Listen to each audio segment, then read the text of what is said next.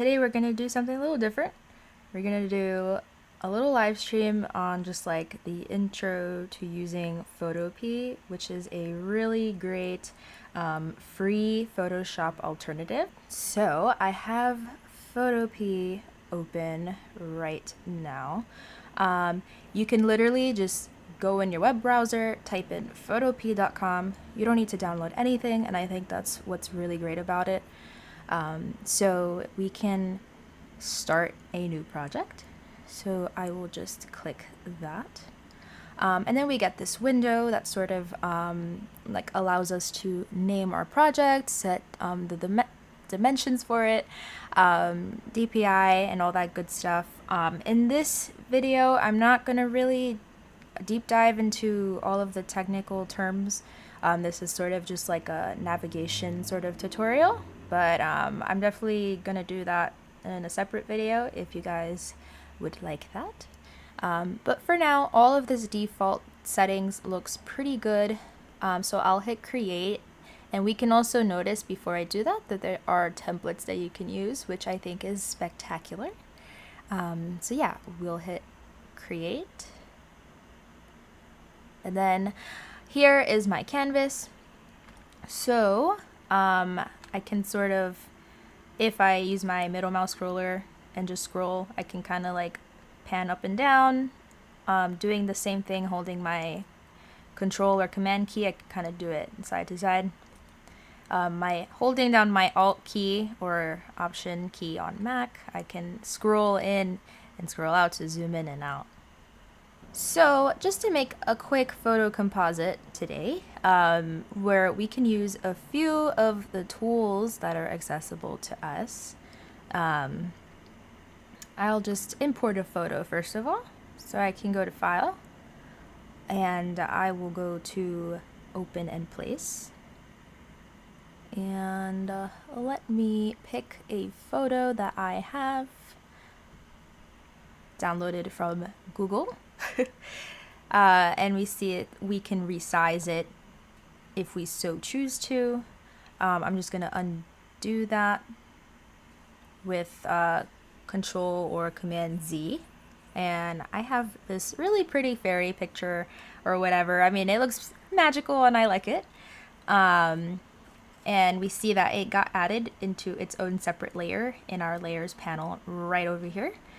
Just in case you don't see that, and maybe it looks something like this, it's this little arrow looking button here on the right side.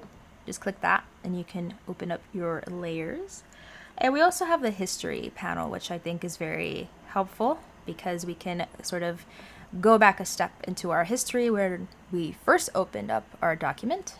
But I will just leave it right here where we placed this image. Okay, so I want to sort of edit things into this image. So what I could do, I'll go to File, Open and Place again, and I'll select a different image this time. I have some mushrooms. I think this will fit very nicely inside of our scene. And I think I might shrink it down a bit. That seems like a good size. And I'll hit Enter or Return on my keyboard just to set that in place. And we have this white background that I do not want. So to get rid of that, I could use my magic wand tool over here on the left side in my toolbar. And we see that there are plenty of different selection tools that we can use inside of Photopea, but I'll select my magic wand, and then I can click on this white area, and we see that it selected most of it. It picked up a little bit of the inside of the mushroom, and I don't want that to be selected because I only want this background. So up here where it says tolerance, I can mess with that number in order to kind of make sure that it doesn't also select some of these white-ish spots on my mushrooms. So first, let's deselect this selection since this is not what I want. So I can go to select at the top and then deselect. Let's do 10. All right, so if I lower my tolerance, then we can see that it is no longer selecting my spots, which is perfect. This is what I want. Okay, so when I go to hit delete, you'll see that it'll tell you that your smart object must be rasterized first. And you can tell whether something you imported, an image, I should say, that you imported is a smart object if it has this little square in the corner. So basically, to rasterize this so that we can edit it the way we want to, I'll just right click on my mushroom layer and then hit rasterize.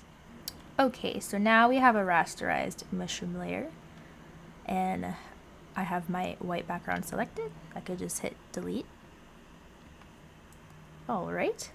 And if you want like a cleaner edge, again, that kind of has to do with like the tolerance, and you could add a feather, which could sort of blur out the edges so it's not as sharp, but I want this for now. I think this is good enough.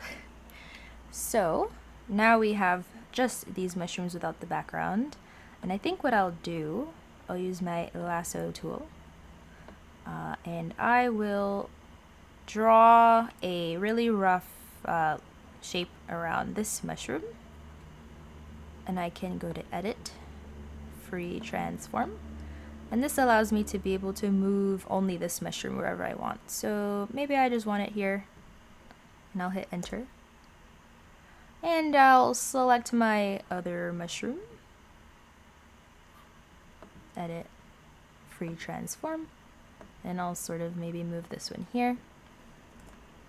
Okay, let's say this is what I want. We can tell that these mushrooms don't really look like they fit within our scene right now. You can tell that I definitely photoshopped them in here. So we can do a few things to sort of make that look a little bit better. So with my mushroom layer still selected, I can go to image, adjustments. Let's try hue saturation. And if I use this hue slider, we can see, oh, I currently have only this mushroom selected. So let me make sure I just deselected this mushroom. So now if I do it, it should affect both mushrooms instead of just one. There we go. And I can like, you can see you can make them like rainbow. You can pretty much do whatever. I might maybe leave them a little more like on the yellowish green tinge. Let's see, saturation is basically like how saturated the color is. And if I turn it all the way down, we see that it's just black and white. There's no color. So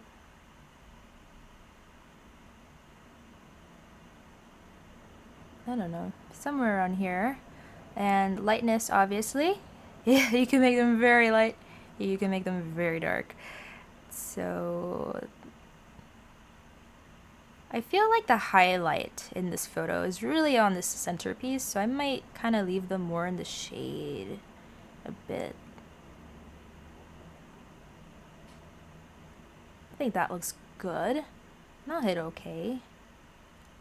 And we can see that this is already starting to look a lot better than what we originally started with. Just to show a few more tools that you can use really quick. So where you see this little magnifying glass looking icon, we have our dodge tool and our burn tool. If I select my burn tool, it sort of works like a brush. So up here in the settings, we can change how big the brush size is, and the hardness of it. You can have it sort of like a blurred brush or a very opaque solid brush.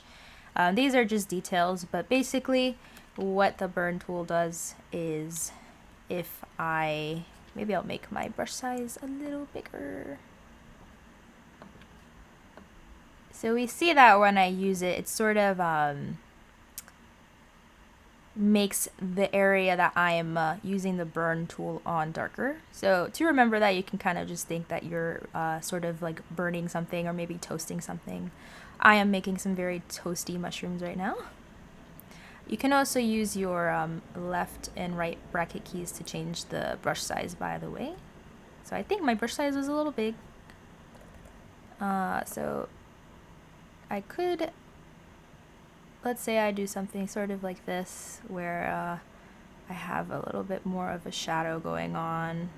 And maybe I don't really like this brush. I could, let's say I try my more softer brush. And we can see it sort of has like a fuzzier edge to it. And I think I actually prefer that. So I might go back in my history panel to the right side here and maybe go to any, like before I used my burn tool at all, to sort of just do a few undos.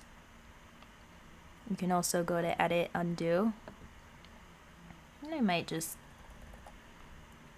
I think I prefer the softer brush for this for sure. I think it gives it a more subtle look to it. It's sort of like keeping the concept of how the light looks in the background image to sort of like shade my toasty mushroom. Alright, let's say I like that. That already kind of looks a lot better than like this one here. So I will do the same thing for this guy here. Alright, starting to get there, starting to get there. That was our burn tool. The opposite is our dodge tool. So what we can do here is sort of make things brighter. So we can definitely tell better with this harder brush. So as you can see, it sort of highlights anything you paint. So it's the opposite of the burn tool. I'll use my soft brush again and make my brush size a little bigger. And maybe put the highlight over here. You know, based on like how this part of the image seems to be glowing. So I feel like the highlight might be sort of like the light might be reflecting off of this side of our mushroom right here. So let's say I got this now. Wow, this looks like way better than what we started with for sure. And of course, if you would like to save your work, you can go to File, and then you can export it as like a photo, or you can save it as a Photoshop file. And then, you know, if you have Photoshop, you can import it into, you know, actually Photoshop. So those are options there. And because this is in your web browser, it actually does start to automatically save whatever you're doing.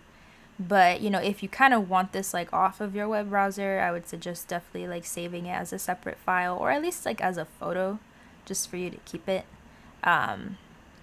Obviously, if you export it as like a photo image, you won't be able to maintain like the different layers. So I can like hide my mushrooms if I want, or I can just kind of like hide my background and only show my mushrooms. So if you don't really care about keeping the layers, you can totally just export it as an image. But if not, I think saving it as a Photoshop file is very useful.